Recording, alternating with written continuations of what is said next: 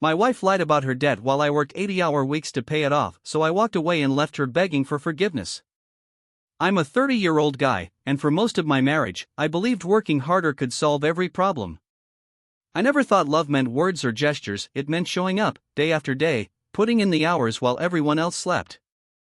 I was juggling 2 jobs, a day shift at a warehouse and nights at a security post. Some weeks, I hit 80 hours, sometimes more, but I convinced myself it was worth it. I told myself that every late night, every missed dinner, every exhausted morning was a brick in the foundation of the life I was building for us. I wanted stability, security, a home where nothing broke and no bills went unpaid. Laura, my wife, always smiled when I walked through the door, tired and stiff from standing all day. "You're my rock," she'd say, pressing a quick kiss to my cheek before disappearing into her laptop or phone. On the surface, she seemed supportive, grateful even, but there were moments I noticed her tension, the way she'd flinch when her phone buzzed, or how she sometimes stared at bank statements longer than necessary. I pushed those feelings aside. I trusted her. I told myself she had her own stresses, maybe student loans or credit cards.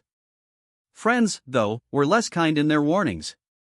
"Man, she's spending way too much," one would mutter, nudging me after seeing a package arrive too frequently at our doorstep. I brushed it off, convinced I was in a partnership built on trust. I handled everything: bills, groceries, household costs. I'd wake up at 5, pour a black coffee, and start my shift, feeling proud that I was keeping our life afloat.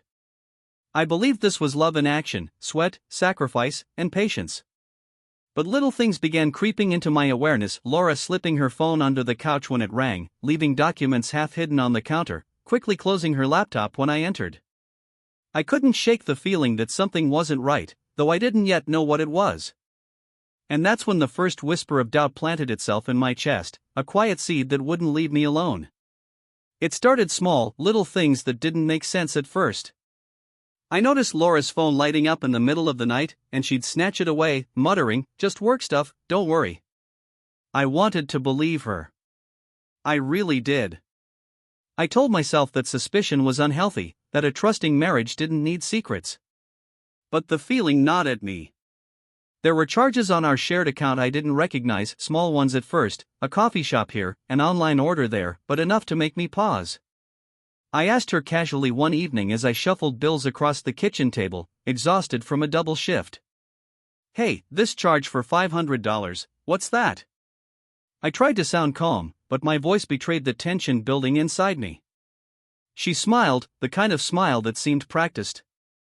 "Oh, just a credit card thing I forgot to mention," she said lightly, waving her hand as if it were nothing. "It's under control, don't stress about it."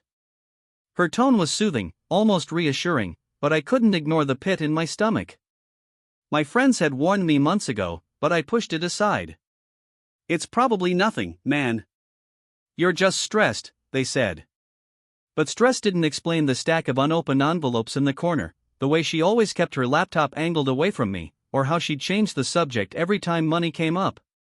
I kept working, thinking if I just did more, paid more, stayed later, it would all balance out. Nights blurred into mornings, my hands ached from hours of lifting, my back stiff from long stretches of standing, and still, I carried the bills, the groceries, the household responsibilities. I was proud that I could keep us afloat, but that seed of doubt was growing. One night, I caught her trying to quickly close a banking app on her phone when I walked past. My chest tightened. That familiar pit of suspicion surged. I wanted to ask, to confront, but something held me back. I didn't want to believe it yet, but deep down, I knew this was only the beginning of something far bigger than I imagined. By this point, exhaustion was becoming my constant companion. I was running on caffeine and adrenaline, juggling my warehouse shift in the day and security nights, and somehow still trying to manage every bill, every grocery run, every little household task. My body ached, but my mind hurt even more. I kept telling myself it was all worth it. This was love, sacrifice, patience, sweat, and grit. That's what I believed. But Laura's behavior started to unravel the illusion. She'd make offhand comments about money that didn't add up, like, "Oh, don't worry about that bill, it's fine," while sneaking glances at her phone. Sometimes I'd catch her whispering into it, just out of earshot. And every time I asked for clarification, she'd sigh, roll her eyes, or charm her way out of the conversation. I hated that I was starting to feel suspicious, because I wanted so badly to trust her. But the gut feeling was relentless. Friends continued to plant seeds of doubt, subtle nudges that I initially dismissed. "You sure she's telling you everything?" one friend asked over beers. I waved it off. I didn't want to see it. I didn't want to imagine that the person I loved, who called me her rock, could be hiding something so massive. Still, I noticed the patterns. Packages arriving that she wouldn't talk about.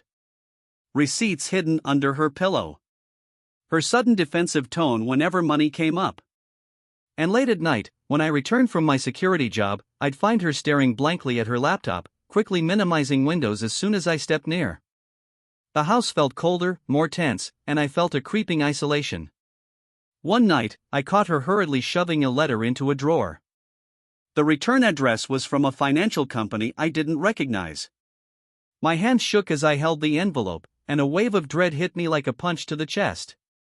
I wanted to ask her about it, but the fear of her reaction kept me silent. Something was wrong. I could feel it in my bones. And whatever it was, I had the sinking feeling that I was about to find out the hard way. It all came crashing down one evening. I was sorting through the mail when I stumbled across a credit card statement addressed to Laura.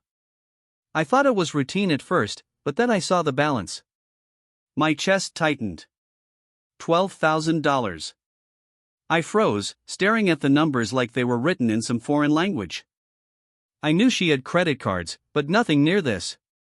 I felt the first sharp sting of betrayal. Later that night, I confronted her, trying to keep my voice steady. "Laura, what is this? Why is there a balance this high?" She bit her lip and avoided my eyes, and for a moment, I almost believed she'd be honest. It's old debt," she muttered softly, her tone too calm, too rehearsed. I just forgot to mention it. I wanted to scream, to shake her, to make her see what she'd done to us, to me. Instead, I felt my stomach twist into knots. I wanted to trust her, but every instinct screamed that something wasn't right. I spent that night lying awake, staring at the ceiling, replaying every detail of the past months. All the packages, the secretive whispers, the defensive tone whenever money was mentioned, it clicked together, forming a pattern I had refused to see. My hands itched to grab my laptop, to check our accounts, to see if there was more she was hiding. But I paused. I wanted certainty before accusing her outright. The next few days were tense. I tried to watch her, to catch inconsistencies, but she was careful, calculated. I felt trapped in a home that should have been safe. The air felt thick with unspoken secrets, every room a reminder of my naivety. I kept working long hours, pretending everything was normal to my coworkers, to my friends. And yet, a cold dread settled over me, a whisper that this $12,000 wasn't the full story. My mind kept circling back to the envelopes, the hidden receipts, the secretive late-night phone calls. I had a sinking feeling that whatever she was hiding was bigger than I could imagine, and I was powerless to stop it. Over the next week, I dug deeper. I couldn't stop myself. Every time I logged into our accounts, my heart pounded in my chest, half afraid of what I'd find, half desperate to know the truth. And sure enough, the numbers didn't add up. There were multiple hidden loans, overdrafts, late fees stacking on top of each other. Tens of thousands in debt that she'd never once mentioned.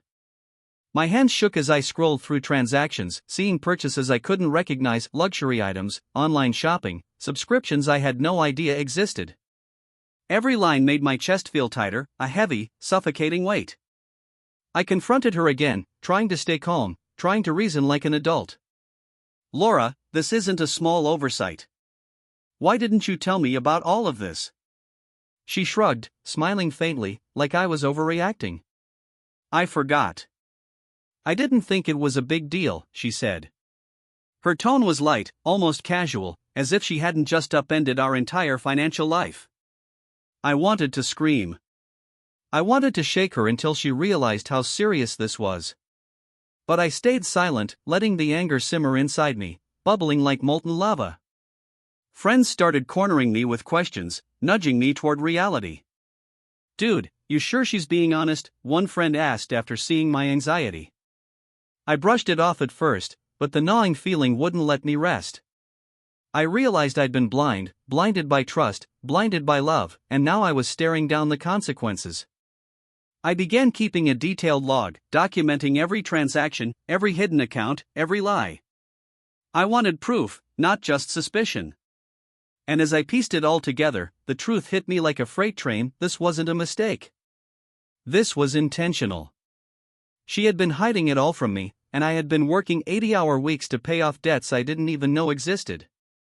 That night, lying on the couch, staring at the ceiling, I realized something I couldn't ignore. This was bigger than $12,000. Much bigger. And whatever was coming next, I wasn't prepared for it yet.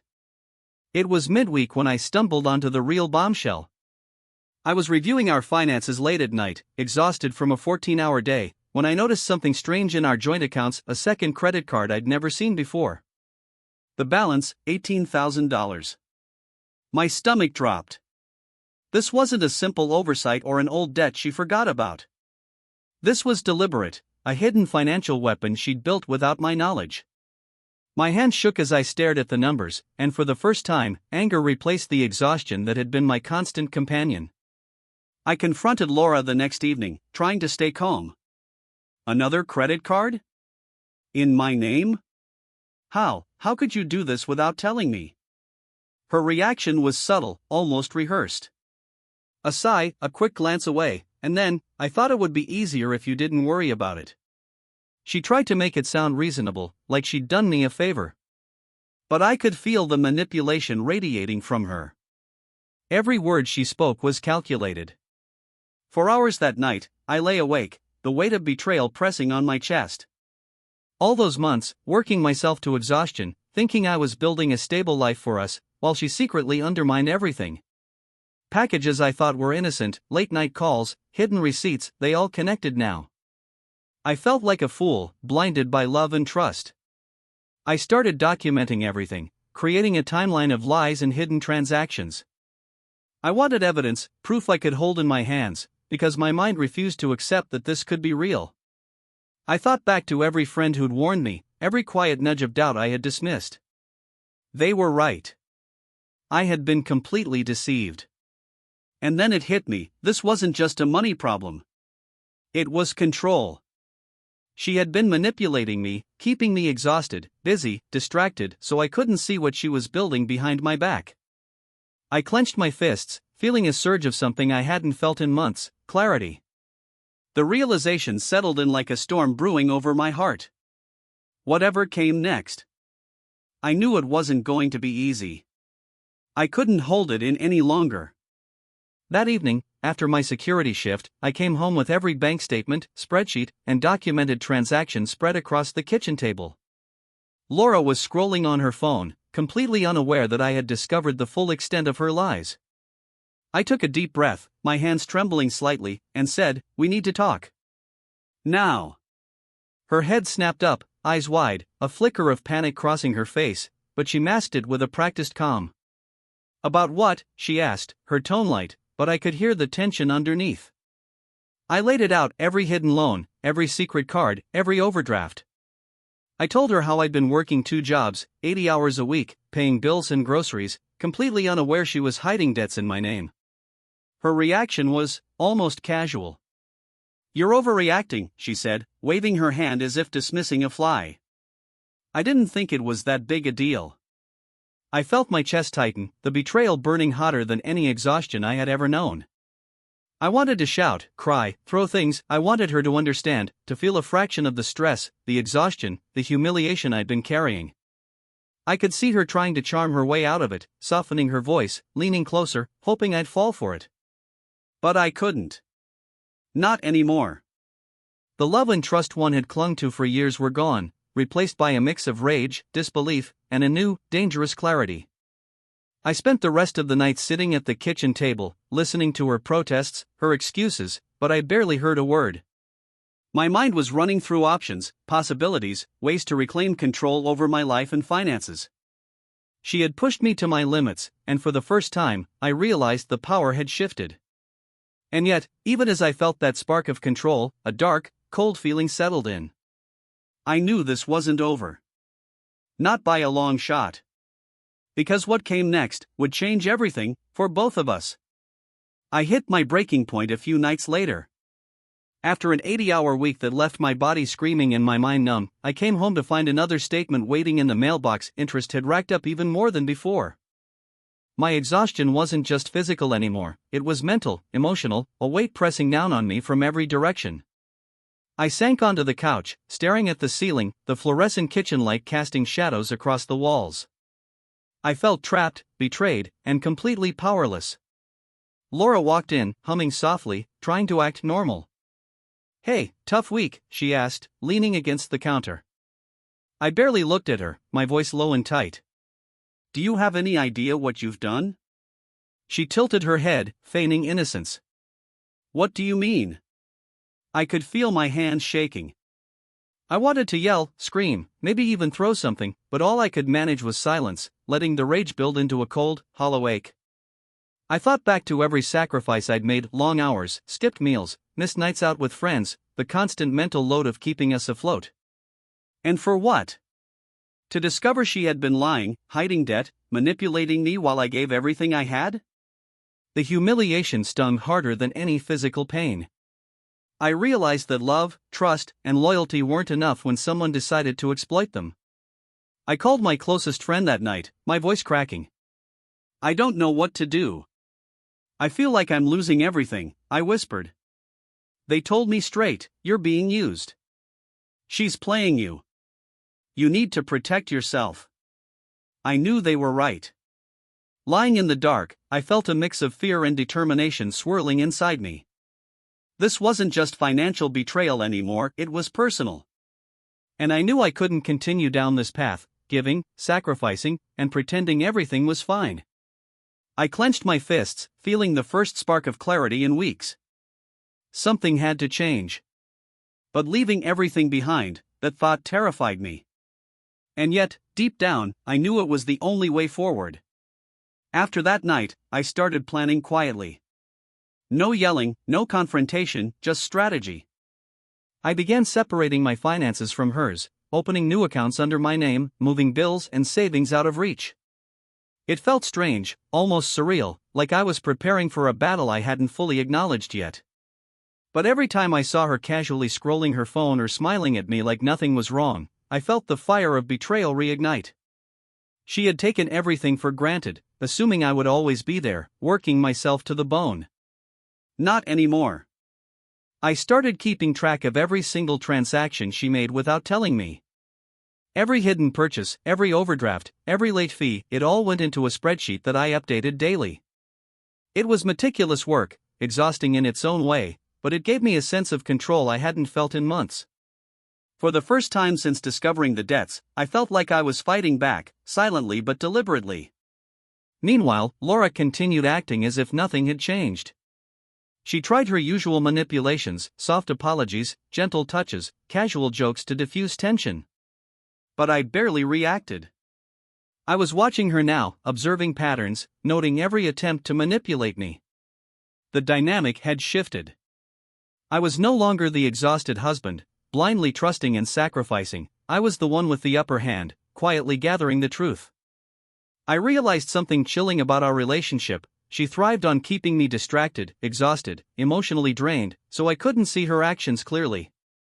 Now that I could see everything, the scales had finally tipped.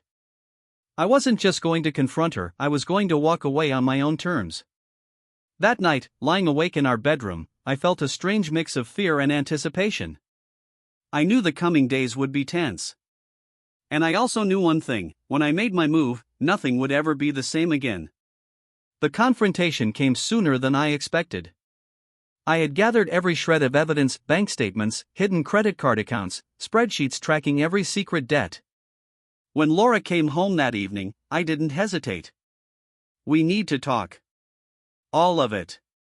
Now," I said, my voice calm but edged with steel. She froze, her eyes widening for the briefest moment before she plastered on that familiar, practiced smile.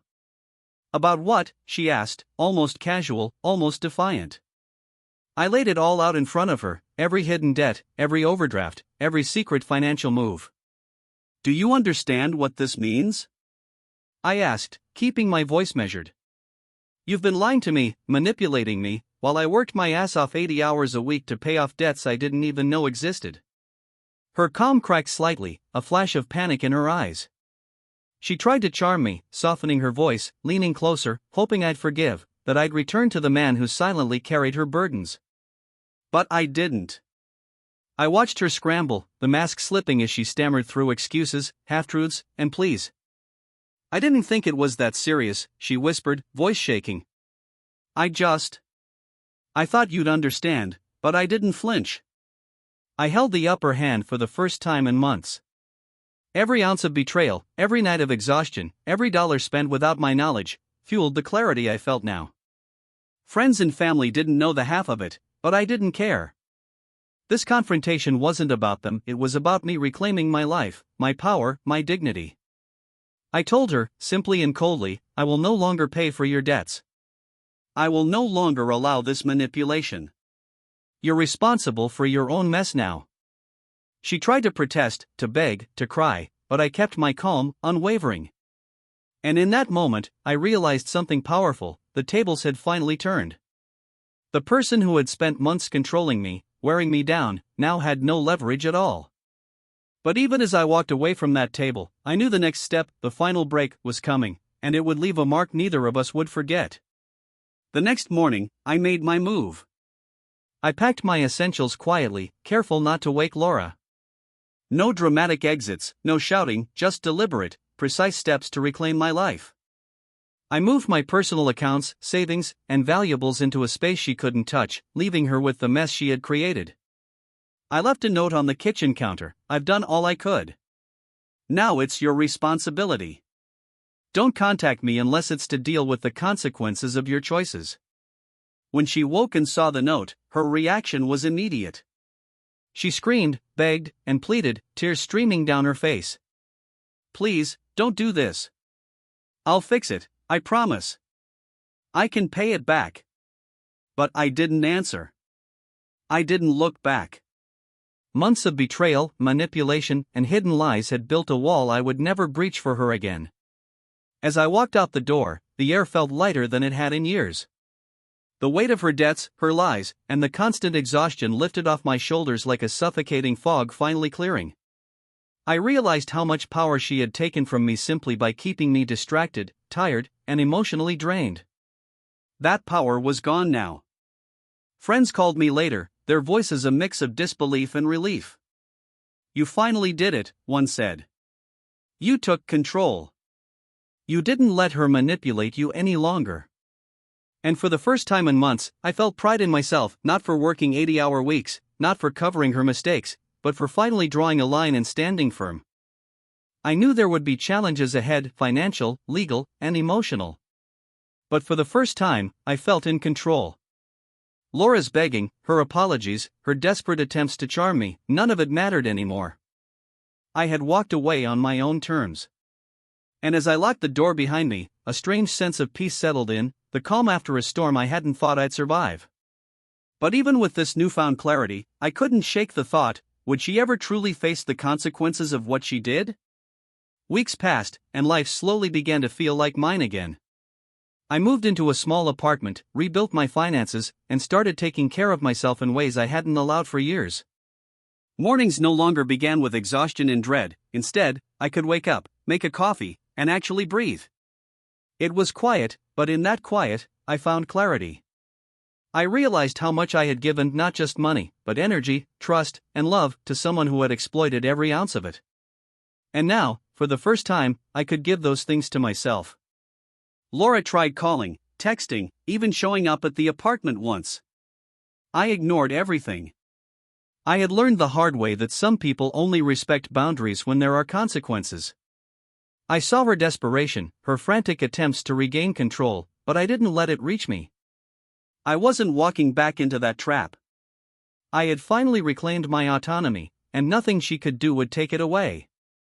Friends became my anchor, reminding me that I had survived something most people never would. You didn't just walk away, one said. You rose above it. You took your life back. And they were right. Every sleepless night, every ache in my back, every tear shed in silence had led to this moment: freedom.